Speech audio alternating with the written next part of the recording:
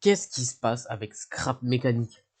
C'est actuellement l'un des plus gros problèmes qu'il y a avec ce jeu, et qui ne vient pas du jeu en lui-même, enfin si, mais quand même, qui vient surtout de l'entreprise derrière, Axolot Games. Parce que bien oui, euh, comme vous le savez, le chapitre 2 de Scrap Mécanique est en attente depuis maintenant bien trop longtemps. Et pour ceux qui ne savent pas ce que c'est, le chapitre 2, c'est tout simplement la prochaine mise à jour qui devrait rajouter des nouvelles choses en survie. Comme vous le savez, mais en 2014, un trailer sort sur une petite chaîne du nom d'Axolot qui montre un gameplay en total bêta d'un jeu de survie qui se nommerait Scrap Mécanique. Et effectivement, très peu de temps après, on a un trailer sur le Creative Mode, le mode créatif. Et on n'a plus de nouvelles sur ce mode survival. Parce que bah ouais, à la base, Scrap Mécanique c'était d'abord un jeu survie. Et en fait, bah, c'est vite devenu un jeu créatif, hein, mais bon, bref. Et du coup, eh ben, il y a maintenant 4 ans, donc, en 2020, je sais pas la date exacte, parce que je vais pas faire genre, mais en 2020, la survie est sortie sur Scrap Mécanique. Et franchement, ça a été incroyable pour révolutionner le jeu, parce que déjà, on a eu ces menus absolument magnifiques, où on peut mettre des fonds derrière. Vous voyez la BR01 de Scrap Station actuellement. Mais bref. Donc, il y a franchement eu beaucoup de nouveautés, même le jeu, en fait, était plus le même. C'était plus le même jeu, hein, ça portait le même nom, mais franchement, il y avait plus grand chose de commun avec l'ancien jeu. Et donc ça a vachement étonné. Mais il a quand même fallu 6 ans pour que cette survie sorte. Parce que du coup, le jeu il est sorti en 2015. Donc un an après le tout premier trailer. Le jeu est sorti le 21 janvier 2015. Si je dis pas de bêtises. Le 20 ou le 21. Et bah, du coup, on en arrive à aujourd'hui en 2024 à attendre le deuxième chapitre de la survie. Parce que comme vous le savez avec Axolot Games, ce qu'ils font et ce qu'ils ont fait avec notamment le jeu Raft, que vous devez sans doute connaître, c'est qu'ils ont divisé les plus grosses mises à jour en chapitres. Et entre les chapitres, ils ont fait des petites mises à jour auxiliaires. Et ils l'ont fait également avec Scrapped avec la mise à jour des challenges qui a rajouté notamment le sac à dos que j'ai actuellement derrière moi. Mais ça, on n'a pas de nouvelles du chapitre 2 de la survie. Et le truc, c'est qu'en fait, tout le monde l'attend. Le jeu, il commence à s'essouffler, en fait. Et c'est ça le problème. C'est que le jeu, il commence à réellement s'essouffler. On commence à aller voir sur tous les côtés. Et à chaque fois, la communauté repousse les limites du jeu sans réellement rien pouvoir faire parce que le jeu n'est pas d'une optimisation exceptionnelle. Et d'ailleurs, je vais pas mentir que c'est un peu l'une des raisons qui a fait qu'on a arrêté Scraptation un peu plus tôt. Mais ça, passons. Le jeu n'est pas d'une optimisation folle après d'une autre manière. C'est quand même un simulateur de physique en soi, où on peut faire ce qu'on veut, c'est un pur sandbox avec une physique assez complexe quand on y pense. Et même, en vrai, ils ont fait une tentative d'optimisation avec les trucs des Simple 1, 2, 3, 5, bref, pour, euh, pour la physique. C'est pas dingue. C'est pas vraiment dingue. Euh, mais franchement, optimiser un jeu comme ça, c'est très dur. Et du coup, bref, pour ce chapitre 2, ils ont annoncé beaucoup de choses, des nouveaux robots, des nouveaux robots, mais qui sont avec nous, genre des nouveaux, pas des ennemis, quoi, des blocs. Ils ont annoncé franchement des nouveautés de dingue, comme les roues collantes, le siège tourelle, des nouvelles drills, des nouveaux minerais, des nouvelles, donc du coup, robots d'usinage, pareil. Il y a le premier boss, le premier vrai boss de Scrap Mechanic qui devrait arriver également. Parce que bon, le Farmbot, c'est pas réellement un boss, hein. C'est juste un plus gros robot, mais c'est pas réellement un boss au sens propre. Alors que là, on devrait vraiment avoir un vrai combat final sur le toit des warehouses. Mais bref, franchement, on n'a pas beaucoup d'infos sur ça. On a vraiment. Les seuls gameplays qu'on a du jeu, ce sont dans les devlogs, où on a des extraits du personnage qui va se balader dans les nouvelles usines souterraines et qui va se battre contre le nouveau Trashbot. Mais franchement, on n'a pas de nouvelles infos sur le jeu. Et en fait, le truc, c'est que la survie, la mise à jour, pardon, se fait que de se repousser à chaque fois. Bon, il y a eu le Covid, effectivement, en 2020-2021, où ça, effectivement, on peut rien y faire. C'était une bonne excuse. Mais à chaque fois, ça fait que de repousser la mise à jour. Et du coup, le jeu n'avance pas. Et actuellement, la communauté fait franchement vivre ce jeu. Euh, et le jeu commence à s'essouffler. Ça commence à se sentir, le jeu commence à s'essouffler. Mais du coup, voilà, quand ce chapitre 2 sortira, ça sera vraiment pas mal. Mais en attendant, du coup, bah, on va essayer de répondre au titre. Quel est le problème avec Scrap Mécanique? Pourquoi est-ce que ça prend autant de temps, en fait? Alors moi, pour ma part, j'ai une théorie.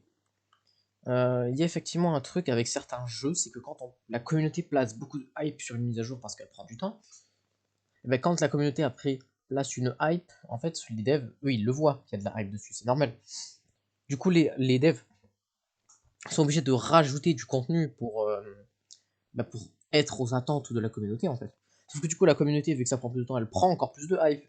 Et en fait, du coup, on arrive dans un cycle vicieux où en fait, bah, du coup, les développeurs n'arrivent pas à sortir leur jeu, leur mise à jour finie en fait, parce que vu que la communauté s'attend à de nouvelles choses encore plus incroyables, bah, forcément, il y a des attentes en fait qui sont posées dessus. Et c'était notamment le cas à Geometry Dash, qui a mis, ou RobTop ont mis littéralement 7 ans à sortir la mise à jour 2.2. Et franchement, parce que tout le monde avait mis beaucoup d'attentes, et du coup, bah, les devs, qui à la base devaient mettre à peine une vingtaine de triggers, en ont mis 80. C'est-à-dire que c'est quand même, franchement, 4 fois plus que ce qu'il y a de base.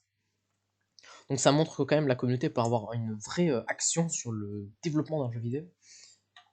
Mais en soi, pour Scrap Mechanic, il y a eu beaucoup de vidéos explicatives sur ce nouveau chapitre.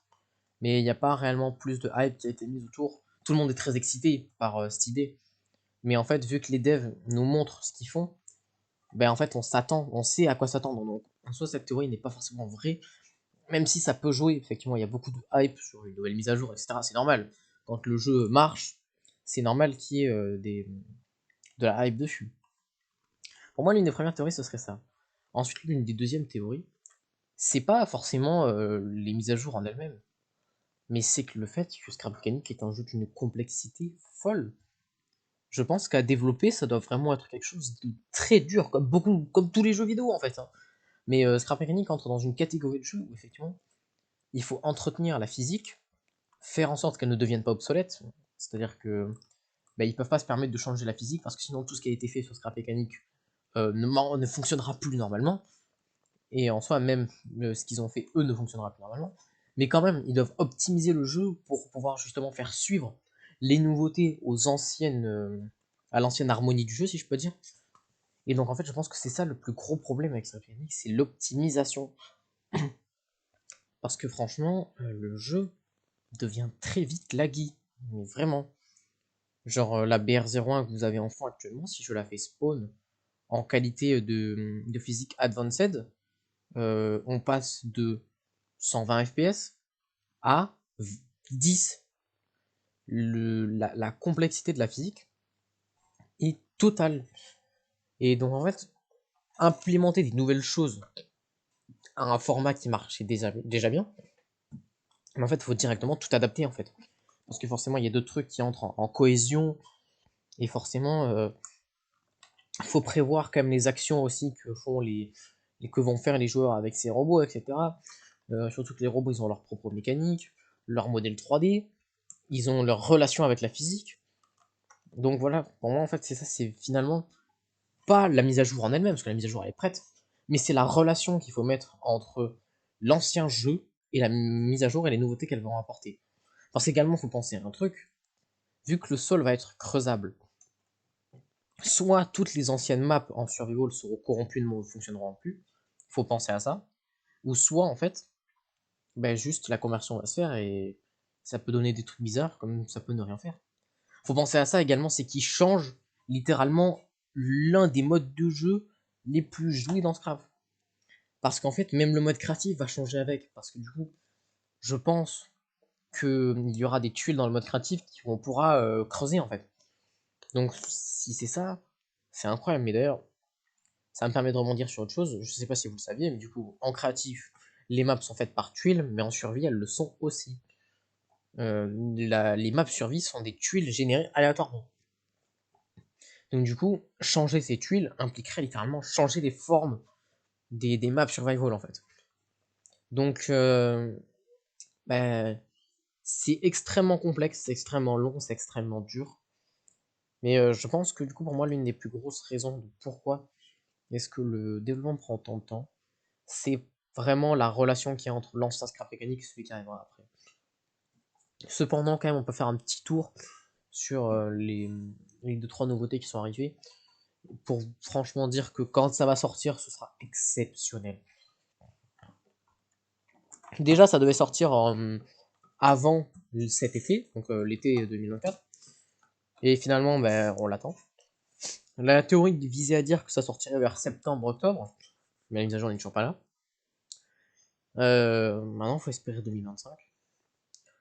Et là, ça va commencer à réellement devenir long, parce que si ça fait comme la survie, on va devoir réattendre 6 ans, donc encore 2 ans, pour que ça sorte. Et là, eh ben, je pense que ce sera peut-être un peu trop long, effectivement.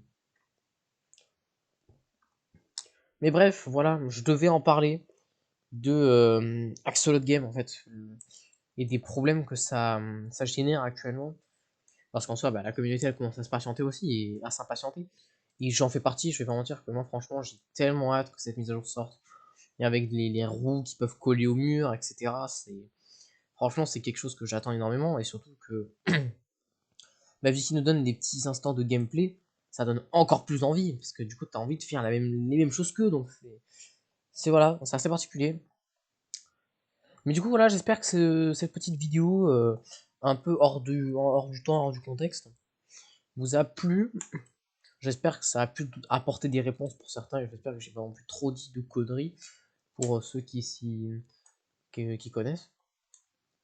Et puis, bah écoutez, si vous voulez que je parle d'autres choses concernant Scrap Mécanique, n'hésitez pas à me donner des sujets.